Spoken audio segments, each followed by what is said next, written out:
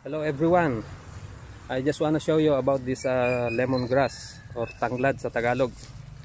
Ang daming mga nakatanim ngayon dito sa may tabi ng riles ng tren. Tinanim ng isang kaibigan natin na magsasaka. Yan. Kaya mabuhay po yung mga magsasaka dahil na rin sa ginagamit nila yung mga bakanteng lote na ganito para tamnan ng mga gulay-gulay. Pwedeng pagkakitaan, bebenta sa palengke, kaya pang ulam na rin, kalo sa ulam. Yan o yung mga bagong tanim na mga tanglad.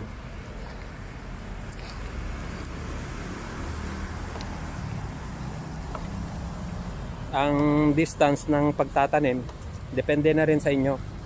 Kung 50 cm yung distansya nya, gaya nyan, in between, okay lang. O kaya 1 meter o 80 cm. Depende yung availability ng lupa na pwede nyong tamnan. Yung hindi naman pwedeng tamnan, mga batuhan, ganyan, iwan nyo lang. Pero yung tubo doon, tinanim nila sugarcane. Kaya kung sino yung may gustong magtanim ng tanglad, ganyan, malakas po yung benta nyan pagka sa palengke. Kita natin si Manong, malaki na ngayon yung bebenta niya. Ganyan yung pagtatanggal yung mga ugat. Ang kinukuha lang na banda yung pinaka-puno niya. Ito, mga 8 inches. Ganyan yung linis niya.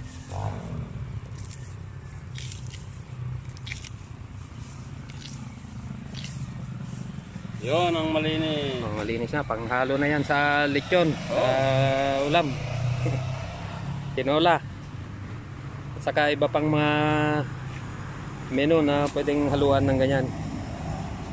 Kaya salamat na lang at may mga magsasaka tayong masisipag. Hindi lang yan yung mga kanya. Anong pangalan mo, Manong? Luwel. Luwel. Oh. Dito sa bandang Laguna. Kaya kung gusto nyong bumili, dito lang kayo sa may gilid ng riles. Maraming tanim dito. Kaya lang pinapaalis na sila ng mga namamahala sa riles. Dapat nga mas mabuti na ganito yung itanim kaysa yung napapabayaan lang ng NLRA na mga damo lang yung na tumutubo dyan sa gilid-gilid. Na-harvest na ngayon. Dali na ngayon sa palengke. Bali, magkano isang kilo, kuya? Magkano isang kilo? Sa akin, 20 ba? Dati nga, puro saging yan, gano'n. Walang damo na tumutubo kasi natatakipan ng mga halaman. Pinananggal nila lahat. Tapos, yun ang gusto ng damo, yung tinanggal ang mga malalaking halaman.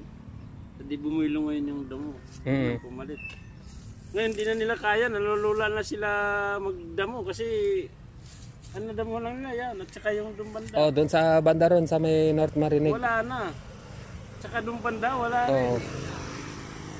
Mas maganda sana yung mga gulay na ganito para anytime na kunin lang nila. Yun ang maganda nga yung natatamnan. Siyempre hindi naman atin to, langan nandyan na sila. Yung gwardiya sa Pinar, ginausap ko na sabi niya, Manong, yung tanggalan mo lang muna yung na Oo.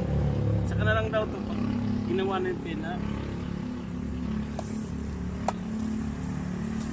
Dapat nga yung servisyo na lang ang ayusin dyan hindi nandyan kasi yung mga tao nakakatulong na rin sa paglilinis dito ng mga gilid-gilid. Sinabihan ko nga sila, ito sa lawak ng bukid ko na yan, hindi na kayo naglilinis. Oo.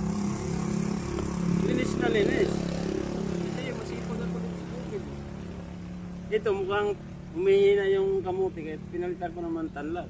Tanglad, oo. Yan tanlad, pag itanim mo yan kahit batu-batuhin, at simento pa yung ilalim, tumutubo yan eh. Lalo pagkatag-ulan. Lang hindi pininsala eh. Saging lang pinananggal. Saka ang kagandahan nito, pagka tumubo, yung Malaguna, kaya na niyang liliman. Oo. Liliman yung pinakapuno niya. Kaya ko lang ginawa niya. Oo. Ngayon, hindi nakakapurma yung damo. nare-retain pa yung moisture doon sa lupa. Oo.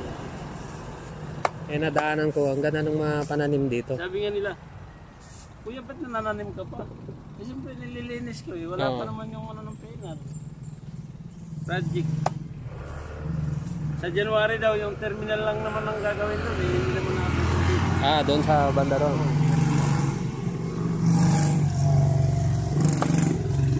Kaya, nagpapasalamat na lang tayo sa mga magsasaka na ayos mga to. Katulong ng mga PNR. Maghapon naman, nagtitinda ko ng squid ball doon sa Southville. Oo. Kaya ang ginawa nyo dito. Kahit pa paano, nakakaano tayo sa pangkain sa araw-araw. Oo. Lalo ngayon, pandemic. Oo. Kailangan kumita, magtanim. Kaysa naman yung gumawa ng pero hindi maganda. Pag nakuha na ito nila, pag pinatayo na, uwi niya ako sa amin. Kasi sa panindahan nito, mahigpit sa kalsadahan eh. Oo. Lalo na nasisilipan ka na maganda yung hanap buhay mo, na nasa kalsada ka. Wala, paalisin ka. Sabihin nating bawal kasi sa ibang bansa, kuya, bali binabakuran yan ng railway authority. Binabakuran nila lahat yan kaya walang pumapasok. Kasi minsan pwede nilang sabotahe yung mga relays na ganyan. O niiwasan na rin yung disgrasya. Pero sa ganito, kung talagang kunin nila tong lupa na to, di-grader nila buo. Oo. Bulldozerin nila. Pero matagal pa naman siguro nilang kunin yan. Tagal pa ano, tapos sabi ng ano, pinar eh. Galing ako doon sa bandang dulo doon doon sa intersection doon. Tingnan mo, bibihira lang yung nalinis doon. Oo.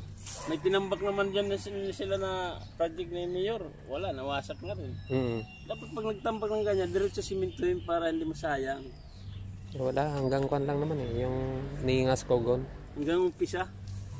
Sa umpisa lang, tapos pagka nagtagal. Alam mo itong project na to, mula pa nang nasa Makati pa kami sa Pinar. Ay, galing din kayo doon. Hanggang nalipat kami dito sa Southville, lahat. Ang lahat na nakatira dito, nandyan sa Southville.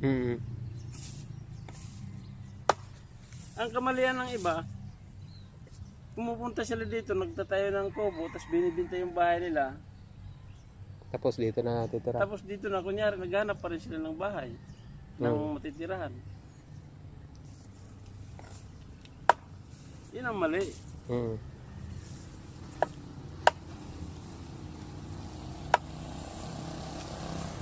Lemongrass. May tanim akong lemongrass doon, pero konti lang. Mga Magdala ka. mga 15 piraso lang siguro. Oo. Yun, dali mo. Marami akong karga doon na mga kanan doon sa bisikleta doon. Saka na lang, Oo. Nandito ka naman lagi. Oo. Yan, may Saan kayo? sa St. Joseph. May saging din dito.